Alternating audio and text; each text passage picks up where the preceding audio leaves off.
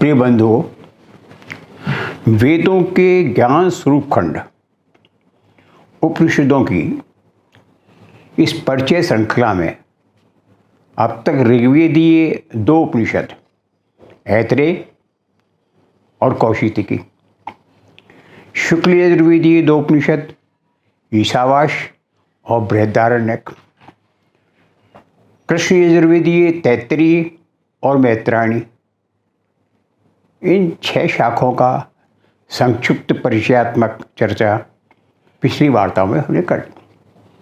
आज अगली कड़ी के रूप में प्रस्तुत है कृष्ण यजुर्वेदीय कठोपनिषद का सारभूत स्वरूप। समस्त सुप्रसिद्ध उपनिषदों में ईशोपनिषद के पश्चात कठोपनिषद सर्वाधिक स्पष्ट एवं प्रसिद्ध उपनिषद है, जिसका संबंध कृष्ण यजुर्वेद की कठ संहिता से है। इसे काठक नाम से भी जाना जाता है और इसके प्रणेता भी कठ ऋषि थे। विषय वस्तु की दृष्टि से कठोपनिषद में 2 अध्याय, जिनमें प्रत्येक में 3-3 वल्लियाँ कहलाती हैं, वल्लियाँ हैं। संपूर्ण उपनिषद में 119 मंत्र हैं, जो प्राय पद्य स्वरूप में है। विद्वानों का ऐसा मानना है कि इसमें मूल कठोपनिषद केवल प्रथमाध्याय तक ही है तथा दूसरा अध्याय कालांतर में प्रक्षिप्त रूप में जोड़ा गया है। अस्तु, मूल कठोपनिषद मृत्यु देवता यमराज और ऋषि वाजश्रवा पुत्र नचिकेता के पारस्परिक संवाद के रूप में आत्मा एवं परमात्मा के गूढ़ ज्ञान का विशद और गंभीर चिंतन है। मानव मात्र में जिज्ञासा होती है, सदा बनी रहती है कि मरने के अनंतर जीवात्मा की सत्ता रहती भी है कि नहीं रहती है, अथवा ये सब मिथ्या है। इसी गूढ़ प्रश्न का उत्तर कठोपनिषद में बहुत रोचक ढंग से दिया गया। उपनिषद का प्रारंभ भी एक आख्यायिका से होता है, जिसमें वाजश्रवस नाम के ऋषि ने एक बार सर्ववेदस यज्ञ किया, सब कुछ जानने का यज्ञ किया, जिसमें अपना सर्वस्व दान कर दिया जाता है। वाजश्रवा ने लोभ कर तो दिया दान, पर लोभ नहीं छूटा, तो लोभवश जीर्ण शीर्ण गायों का भी दान दे दिया, जिससे उनके पुत्र नचिकेता के मन में एक श्रद्धा का आवेश हुआ। यार, कहाँ ये छोटी छोटी ये जो बूढ़ी बीमार गायें हैं, इनको देने। तो उन्होंने आपत्ति की कि बूढ़ी गायों को दान देने में आपत्ति जताते हुए कहा, पिताजी, आप मुझे किसे दोगे? इन गायों को दे रहे हो, पर मुझे किसे दोगे? बार बार ये प्रश्न जताते हुए दोहराए जाने पर पिताजी को आ गई झुंझल, और झुंझलाकर उन्होंने कहा, जा, मैं तुझे मृत्यु को देता हूँ। बालक नचिकेता ने उस बात को बड़ी गंभीरता से लिया। था तो बच्चा, उसने कहीं गंभीरता लिया और वहाँ से रवाना होकर यमराज के घर पहुँच गए। उनकी अनुपस्थिति में 3 रात्रियों तक भूखे प्यासे रहकर उनकी प्रतीक्षा की। घर लौटने पर यमराज ने अतिथि नचिकेता को इस अवस्था में देखा, तो उन्हें लगा कि ब्राह्मण का पाप दोष मुझे लगेगा। उनको 3 वर मांगने के लिए कहा कि 3 वर तुम चाहे जो मुझसे मांग लो, जिनमें प्रथम वर उससे सबसे पहले उन्होंने कहा कि जिस पिता को मैं रुष्ट करके आया हूँ और कोप से मुझे कहा है, वो निश्चिंत हो जाए, और जब मैं घर लौटूं तो उनका कोप शांत हो जाए और उनको अपने यज्ञ में सफलता मिल जाए। ये तो पहला वर जो है उसने एक लौकिक के रूप में जिस पिता के बारे में मांगा। दूसरा वर फिर कहा आओ और दूसरा मांगो। बोले ये जो अग्नि है, स्वर्गभूत अग्नि है, ये सब काम अग्नि से होते हैं, तो अग्नि को मैं ये जो स्वर्गीय अग्नि है इसका स्वरूप जानना, इसका बोध करना चाहता हूँ। जिसे भी यमराज ने सहज भाव से स्वीकार कर लिया। अब तीसरा वर सबसे ज़्यादा कठिन था, जिसमें नचिकेता ने यमराज से कहा कि आत्मा का बोध कराइए मुझे, ये सब तो चला जाएगा पर आत्मा का बोध कराइए। हे यमराज,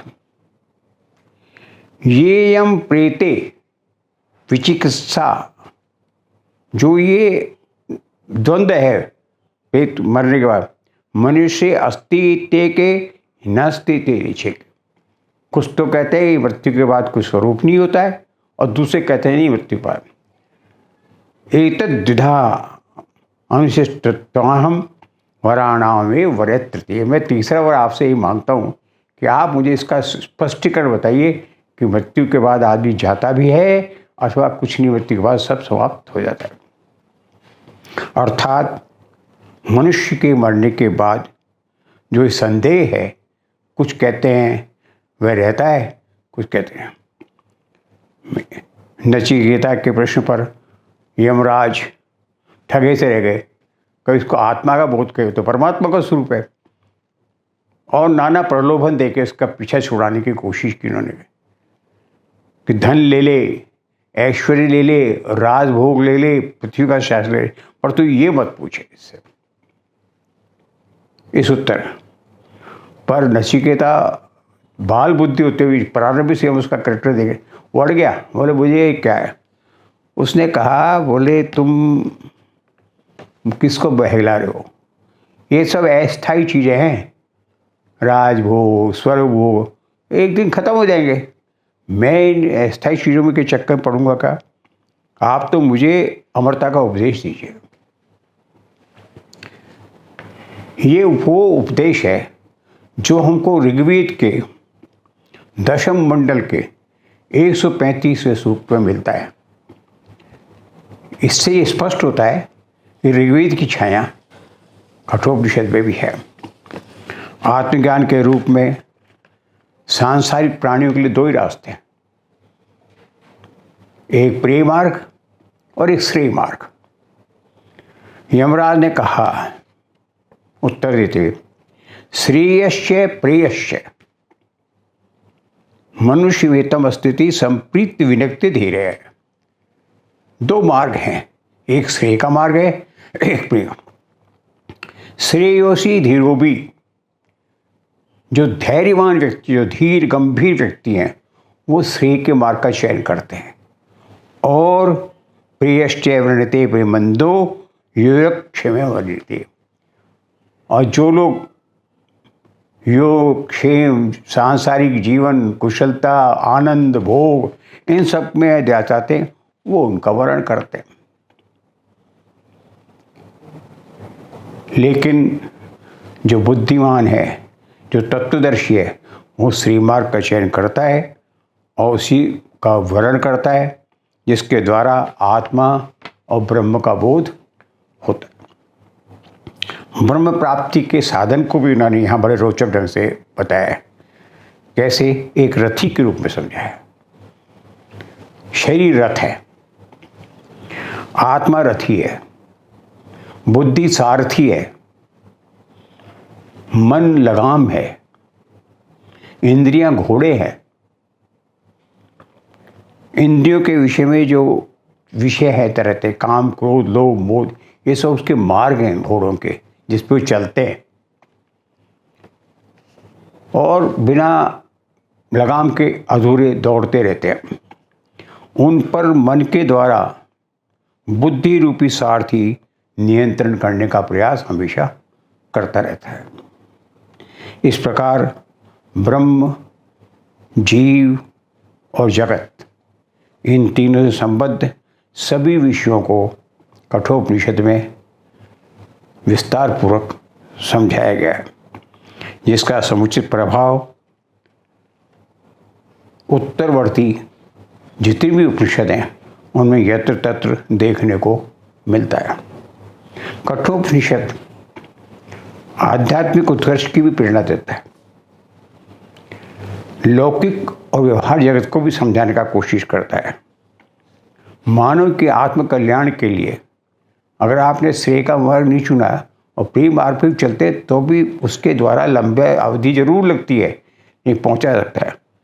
वो क्या है, वो पंच यज्ञ जो श्रेय मार्ग में नहीं जाते, प्रेय मार्ग जाते, वो 5 प्रकार के यज्ञ करते। कौन से? आपका भूत यज्ञ, सांसारिक, पितृयज्ञ, अतिथि यज्ञ, अतिथि को भी हमारा बड़ा यहाँ महत्व दिया है, देव यज्ञ और ब्रह्म यज्ञ। ये 5 जो महायज्ञ, इनके मार्ग में विधि के अनुसार चलने पर भी आपको अंत में मुक्ति मिल सकती है। फिर कहा है कि ये सब करने के बाद यदा सर्वे प्रमुच्यन्ते कामा युवस्य हृदय स्थिता, जो हृदय में जितनी कामनाएं हैं वो सब कामनाएं छूट जाती हैं और समाप्त हो जाती हैं, और आत्ममृत्यु भी, और जो मर्त प्राणी है वो भी आत्मा को प्राप्त करता हुआ ब्रह्म को प्राप्त हो जाता है। अर्थात जब मनुष्य के हृदय में समस्त कामनाएं पूरी हो गई तो समझ लीजिएगा कि वो मुक्ति की ओर चल पड़ा है। कठोपनिषद की शैली संपूर्ण उपदेशात्मक है। जैसा कि प्रारंभ में मैंने कहा कि यम और नचिकेता संवाद है, इसलिए इसकी जो शैली है वो भी उपदेश के स्वरूप है और अत्यंत सुबोध है। और कुछ जो बृहदारण्यक उपनिषद है उनमें शास्त्रीय शब्दों का प्रयोग होने से कठिन है, पर ये उपनिषद सर्वजन सुलभ है और आराम से पढ़ी जा सकती है, प्राप्त है। इसलिए प्रत्येक उपनिषद प्रेमी को इसका बोध करना चाहिए। इति ओम।